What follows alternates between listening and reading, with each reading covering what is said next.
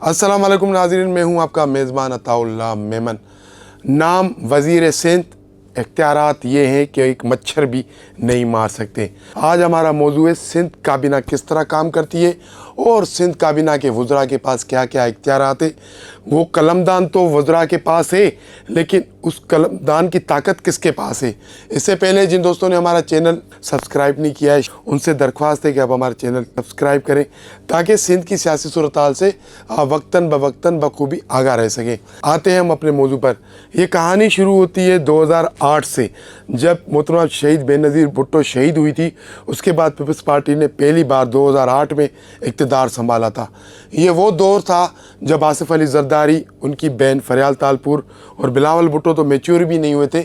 आसिफ ज़रदारी और उनकी बहन फरियाल तालपुर को भरपूर तरीके से, यानी कि मुकम्मल ताकत से इक़्तिदार मिला था। लेकिन उस वक्त पीपल्स पार्टी के जो सियासी रहनुमा थे, पीपल्स पार्टी की जो कैबिनेट बनी थी, पीपल्स पार्टी के जो वफाकी वज़ीर बने थे, सिंध में जो वज़ीर बने थे, उनकी सिचुएशन चेंज थी, उनकी पोजीशन मजबूत थी। उस वक्त फ़िलहाल आसिफ ज़रदारी और फरियाल तालपुर की पीपल्स पार्टी पर वो गिरफ्त ना हो सकी थी जो वो चाह रहे थे। तो 2008 से 2013 तक मामलात ऐसे ही चलते रहे। वफाकी हुकूमत हो या सिंध हुकूमत हो, कोई ऐसा दिन नहीं जाता था कि करप्शन की नई कहानी सामने ना आती हो। और ये उस वक्त करप्शन जो हो रही थी वो इंडिपेंडेंट लोग कर रहे थे, यानी कि MPA MNA वज़रा यहाँ तक महदूद थी। लेकिन आसिफ ज़रदारी और फरियाल तालपुर उस वक्त सिर्फ पार्टी पर अपनी गिरफ्त मजबूत करने में मसरूफ़ थे, लोगों को कंट्रोल करने में मसरूफ़ थे और पूरी पार्टी का जो स्ट्रक्चर है उस पर अपनी ताकत जमाने में मसरूफ़ थे। तो 2013 तक जब पीपल्स पार्टी की हुकूमत ख़त्म हो गई और 2013 में इलेक्शन हुए, तो 2013 के इलेक्शन में पीपल्स पार्टी एक बार फिर सिंध में हुकूमत में आ गई, इक़्तिदार में आ गई। और उसके बाद जो कहानी शुरू हुई वो बड़ी हैरत अंगेज़ है।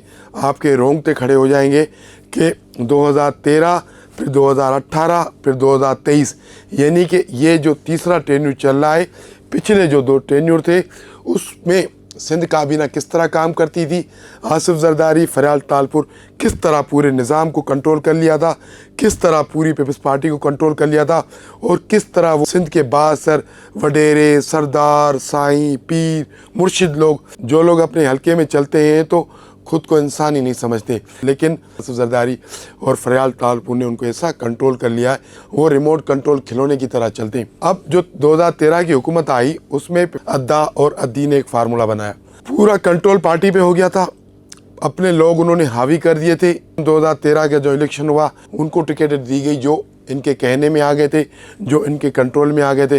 फिर 2013 की जब काबीना बनी तो उस काबीना में जो लोगों को शामिल किया गया, हमारी काफ़ी, यानी कि जो साबिक वज़ीर है उनसे गुफ्तगू हुई है। जब उनसे हमारी गुफ्तगू हुई ऑफ द रिकॉर्ड, तो उनसे हमें ये पता चला जो भी वज़ीर, एडवाइज़र या माविन खुसूसी सिंध काबीना में लिया जाता है तो उसको पहली बात ये कही जाती है कि आप काबीना में शामिल हैं, आप सिंध के वज़ीर हैं।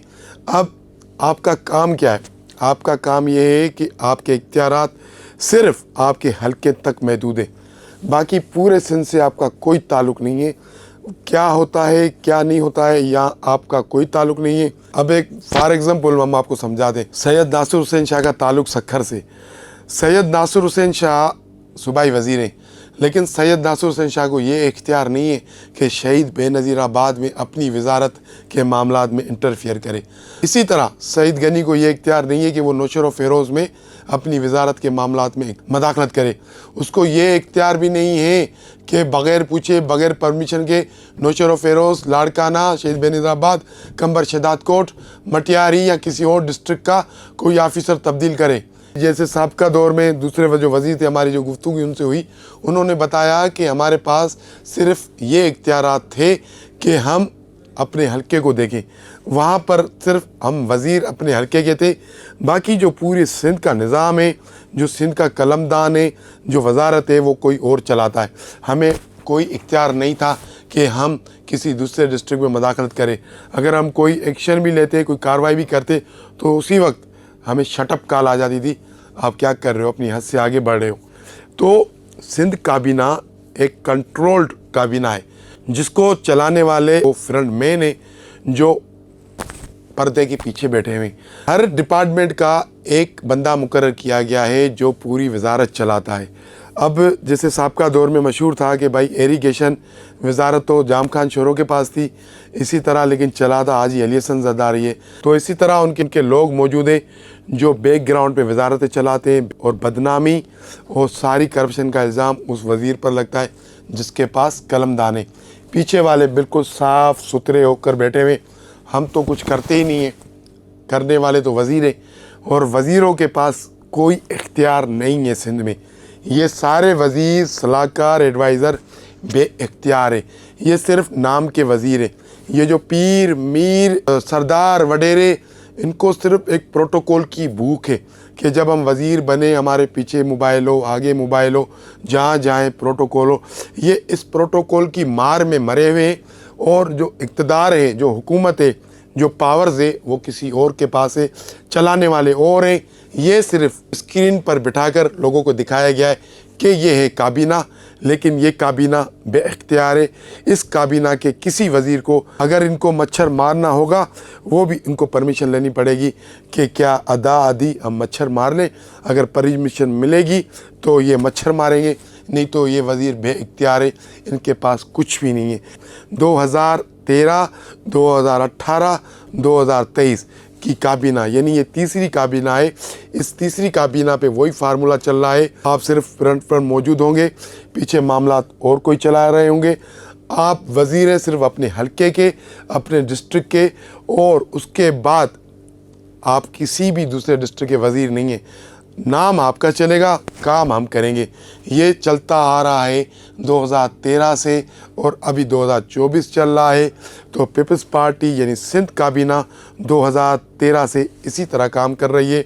ये वज़ीर सिर्फ दिखावे के हैं, नाम के हैं और कुछ भी नहीं। इनसाइड स्टोरी से आज के लिए इतना ही। कल मिलेंगे किसी अहम मौजू पर, किसी अहम इशू पर।